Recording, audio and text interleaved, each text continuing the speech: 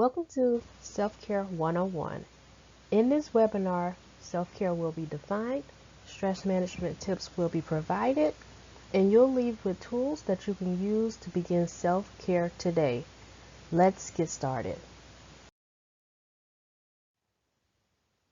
Self-care can be defined as the practice of taking action to preserve or improve your health, or the practice of taking an active role in protecting your well-being and happiness, particularly during stressful situations. So what does self-care look like?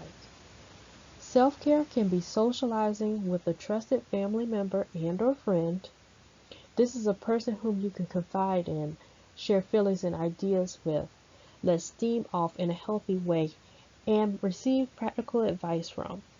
Socializing can be as simple as a phone call or text. On to the next point.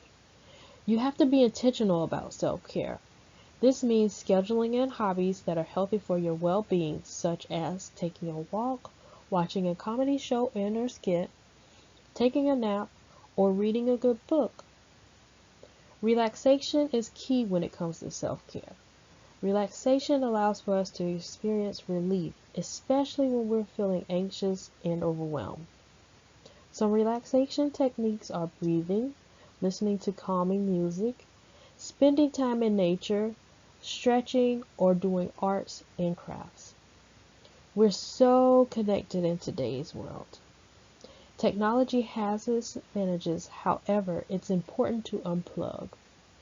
When we disconnect from technology, we have opportunities to live in the moment, recharge, decrease distractions, and improve communication with loved ones. Ultimately, self-care is beneficial to our overall well-being and is a useful tool to reduce stress and burnout. We have a new series, How to Beat Burnout, a topic that went viral in a recent BuzzFeed article. According to a survey by LinkedIn, more than 1 in 3 workers are unable to find that work-life balance, and nearly half of all professionals between the ages of 25 and 33 say they are stuck in a rut, a form of burnout. It's the new reality of our always on world. Always on. You're never off. And always Paula, on. You're back with us. Always on. Still on, right? Raise your hand if you're just a little burnt out. I bet there are a lot of people out there that are. Yeah. If you can't figure out why small, straightforward tasks feel impossible, or if you're in a chronic state of stress and you feel like you're taking care of everybody else but yourself, you may be suffering from burnout too. I love you, kids. Get out, get out. Oh my God! There is a emergency PTA meeting today at 5 o'clock. It's been called running out of gas, burning the candle at both ends, or burnout. We're killing ourselves trying to be perfect, and it's making us insane. We all think we know it when we see it, but experts define it as being in a state of chronic stress, taking care of everything and everyone else, but leaving you overwhelmed and emotionally drained. Social media is full of popular hashtags like burnout, beat burnout, and burnout generation, sparking the question, are we living in a burnout culture? If I could hashtag how I feel about my burnout right now, it would just be like hashtag chaos. 28-year-old marketing director Teresa Navarra says she's been battling burnout for over a year. I just really want to be the best I can possibly be at this job. But it's been a lot. She says between her demanding job, family, and planning her wedding, her weekly to-do lists have become endless. There's this voice in the back of your head that says, if you don't do that, though, and you don't stay later, or you don't work the extra hour, you're never going to be, what you need to be. And now she says everyday tasks have begun to fall through the cracks. I'm thrilled that I'm doing my laundry right now because I don't know when I would have done it. Just realizing that I didn't eat. Lately, it would be hashtag over it. Mental health counselor B. Arthur says guilt over taking time out for herself, it's the root cause of her burnout. I always feel like I should be doing more things. It feels like I'm never going to catch up. Clients overcome these feelings. She still hasn't been able to overcome them on her own. I do have 4 jobs. That's a lot, I don't know why it's bad if I not complain, but vent about feeling overwhelmed by all the things that I have to do. Burnout affects men and women of all ages, and you see a common denominator, taking care of everyone else at your own expense, and it underscores the reason you need to prioritize yourself. Robin, my mom always said, if mama ain't happy, ain't nobody happy, but it's true. You got to fill your own tank in order to be able to give to other people. Yeah, my mama used to say, we can have it all, just not all at the same time. That's another good saying by mama. Good for our mamas, yeah.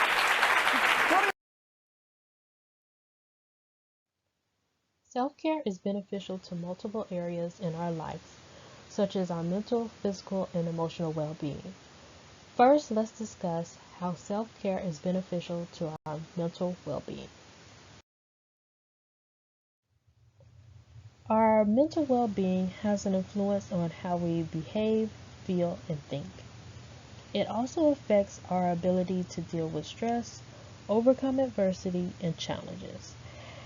Having a solid mental well-being doesn't mean that we'll never go through bad times, experience disappointments, or loss.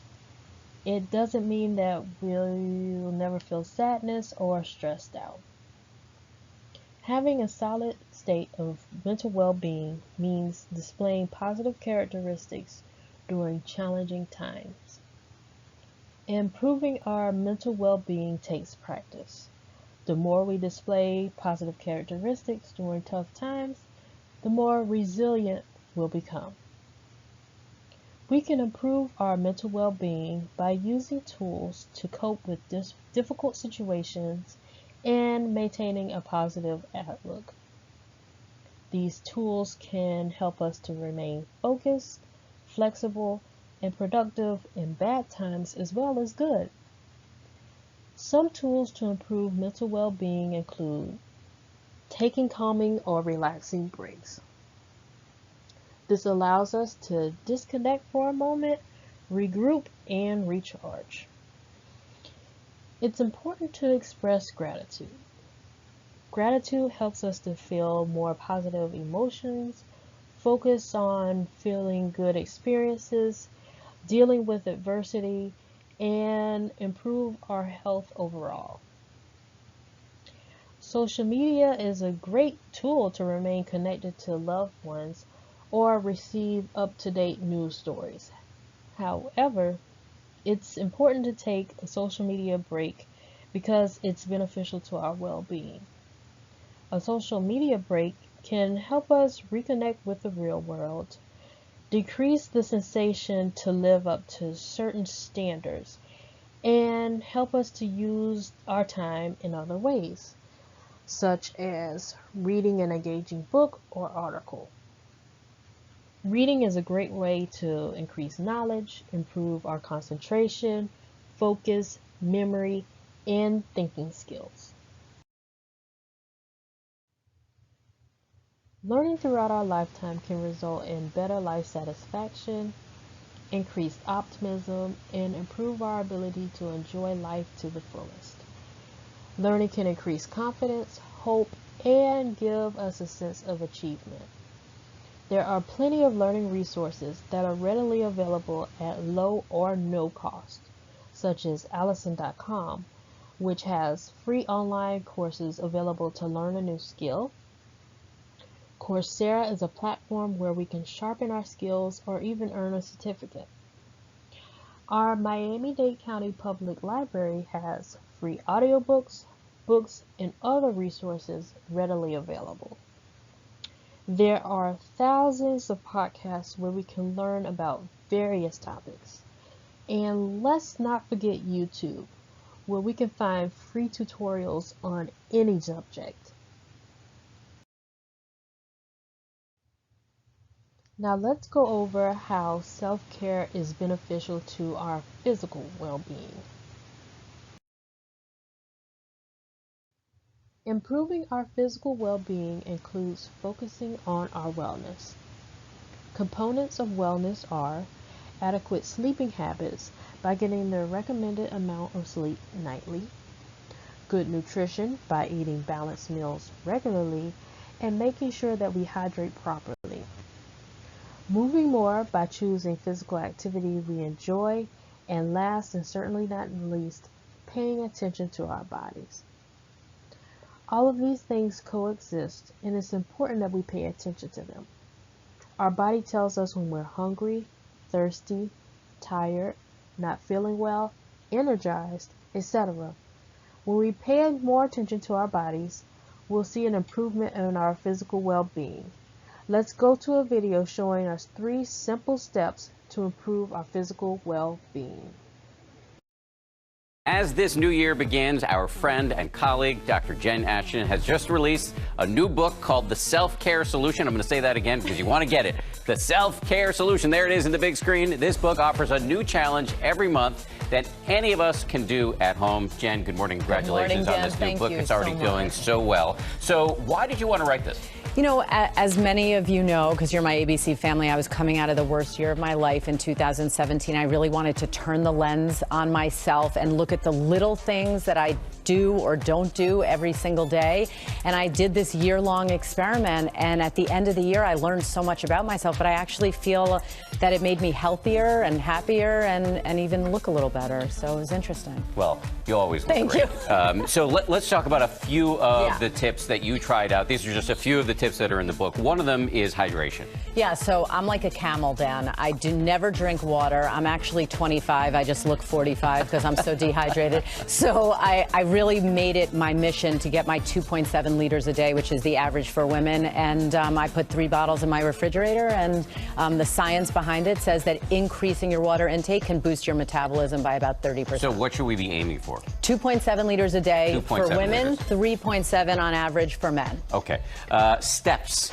Well, and you put me to work here. Yeah. You told me this week. You know, it's funny. You shouldn't be standing still with. You're right, right. Walking. Just marching in place. You know, it's funny. We ran into each other on the stairwell just in this building yesterday. You were taking steps. I was taking steps. So just for I you. found that I was always running late and I wasn't getting enough steps in, even with these great trackers. So I really made it my mission to just be more accountable, to keep an eye on it. The science behind walking, even a 10-minute brisk walk, can give you as much benefit as a 45-minute kind of more aggressive workout. Wow. Yeah. And finally, laughter. And here's That's Eva. all you. Welcoming you over. These are ridiculous. I know, I had right? to actually turn the little there you go. teeth so over. For me, I feel like I should have waited. I feel like I have serious jobs. We live in a serious world. I wanted to get in touch with my inner child and the science behind laughter, you guys, which I learned firsthand by doing this, is that when we laugh, it lowers our adrenaline level. It can give us a major impact to weight gain, diabetes. Listen, nothing says get in touch with your inner child like a rubber chicken, right? Dan actually remembers his grandfather with a rubber chicken. I had a grandfather who's a bit of a jokester, and he traveled everywhere with a rubber chicken. Well, yeah, in the book, I don't want to be a spoiler alert, but I share how the prop I used to bring laughter into my life, and it was actually one of the harder challenges, but I got the most out of it, and sometimes I was seen in public with this said prop. Okay, you have to read the book to find out. Why does getting adequate sleep matter? The benefits of good sleep habits includes sleep being a natural reset button. It allows our bodies to power down from the day's tasks, repair, and getting ready for the next day. Sleep helps to improve our mood and decrease irritability. Sleep helps to improve brain power. You can think of this as improving our ability to reason and make decisions. Sleep experts recommend adults getting 7 to 9 hours of sleep nightly. Sleeping well directly affects our mental and physical well-being. Cutting down sleep time may have a serious effect on our daytime energy, productivity, emotional balance, and even our weight. Unhealthy daytime habits and lifestyle choices may leave us tossing and turning at night. Irregular sleep may have a negative effect on our mood, productivity. Our immune system may be affected as well. So, how can we rest well? Tip number 1.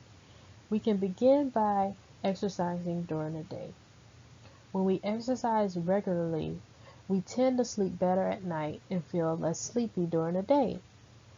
Try to finish exercising at least 3 hours before bedtime. If you're experiencing sleep difficulty, move your exercise time even earlier. Relaxing and low-impact exercises such as stretching in the evening may help promote sleep. Tip number 2. Try to go to sleep and get up around the same time every day. We can do this by setting a schedule to wind down from a day. Also, be smart about napping. While napping is a good way to make up for lost sleep, if you have trouble falling asleep or staying asleep at night, napping can make things worse. Try to limit your naps to the early afternoon. Tip number 3. Create a restful atmosphere with low lights and quiet sounds. Avoid bright screens within 1 to 2 hours before bedtime. The blue lights from phones, tablets, and TVs may be disruptive. Try turning your brightness down as you approach bedtime. Keep the noise down. Try listening to calming music or nature sounds before bedtime to help you relax.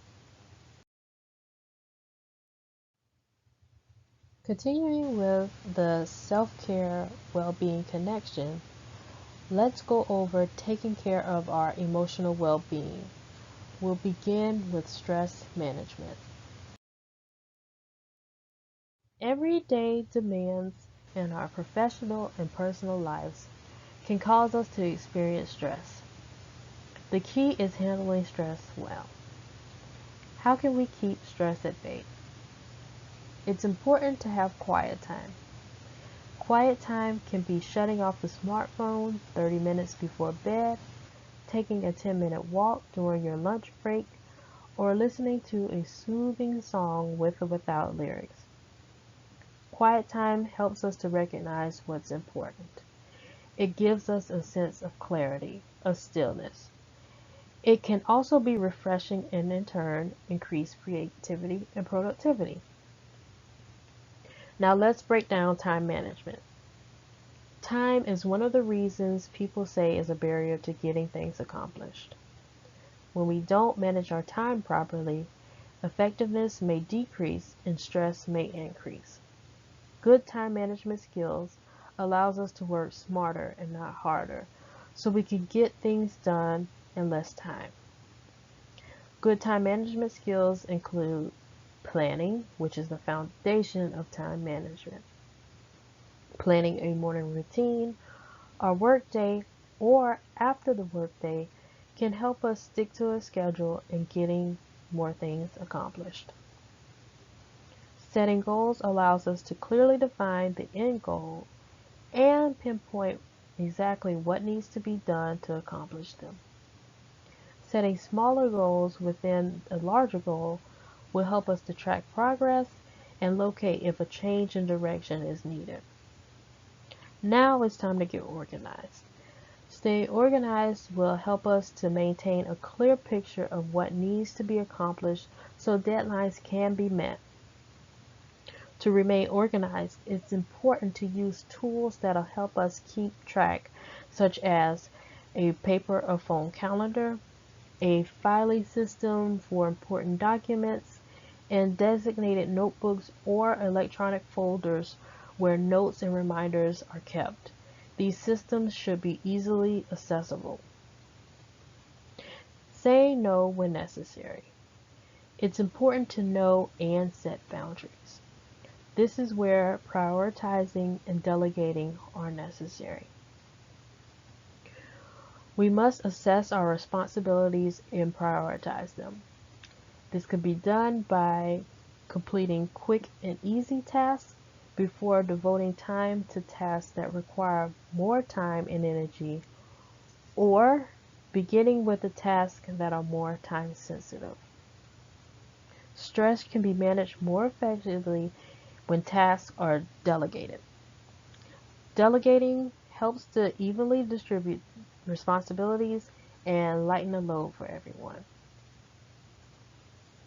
It's also important to schedule stress-free, healthy activities such as taking evening walks after dinner, reading, spending time with a loved one, etc.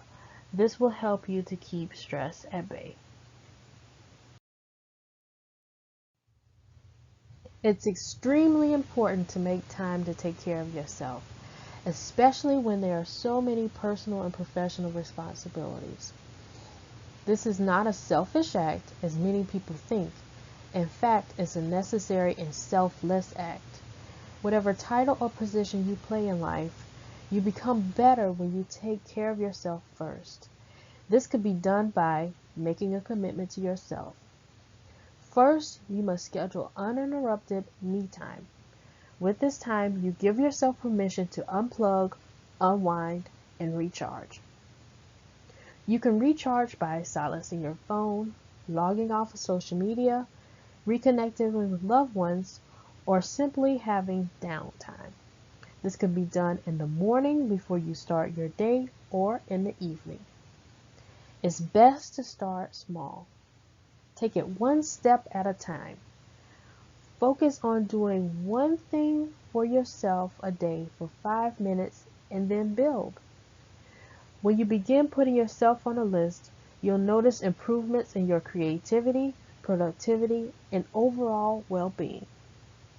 Here's a clip that explains how to do something for yourself for 5 minutes before starting the day.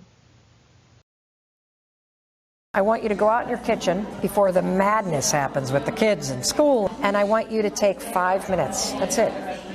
5 minutes to just sit and think about what you need for you today. Okay. Just one thing. Okay. Just one thing. Are you going to call your mother today? Are you going to read a book for 20 minutes today? Are you going to go for a walk at lunch today? What's one thing you're going to do for you?